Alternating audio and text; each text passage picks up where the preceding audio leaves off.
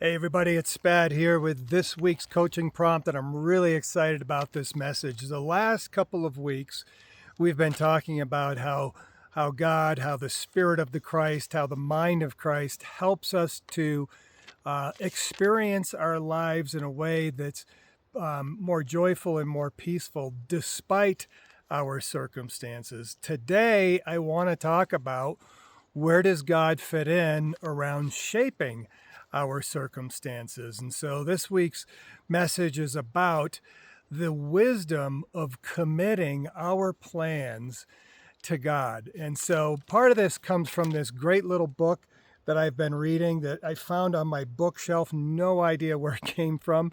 The Christian Secret of a Happy Life. It was written in 1875 by Hannah Whitall Smith. And she has this incredible thesis that's just rooted in traditional orthodoxy and understanding of Scripture. And what she's saying is if you really study what the cross is all about, what the gospel is all about, what you'll find is that it's more than just being freed from the penalty of sin, it's being freed from the grip of sin. And she talks about saying, does it even make sense that God would become a man and he'd free us from this penalty of sin, but would leave us languishing in bad thinking, bad behavior, bad actions that aren't good for us or good for others? It's inconceivable, and that we are actually delivered from the power of sin so that we can align our thinking and our activities with God's will. So here's the deal.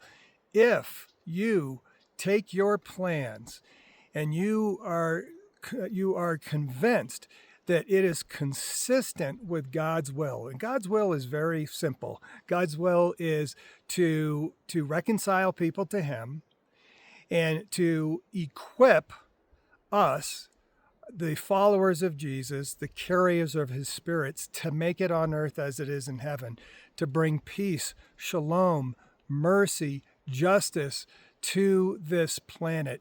If our purposes are aligned with that will, and we commit that we're not just going to do this with the best of our effort, but through our trust, we're committing to the trust that we'll do our part and God will do his part. And here's the deal we have to ask.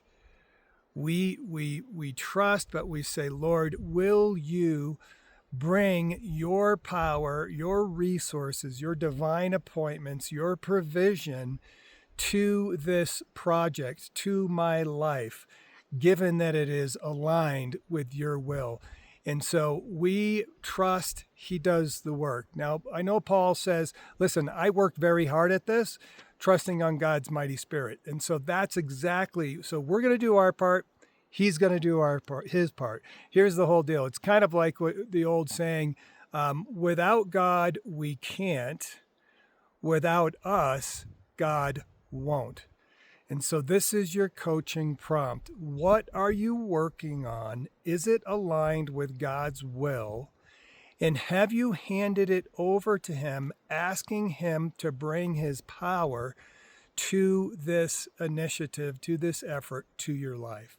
Have you done that? And if not, what's the first step for you to start moving in that direction? Okay, that's it for this weekend. Be loved, go love.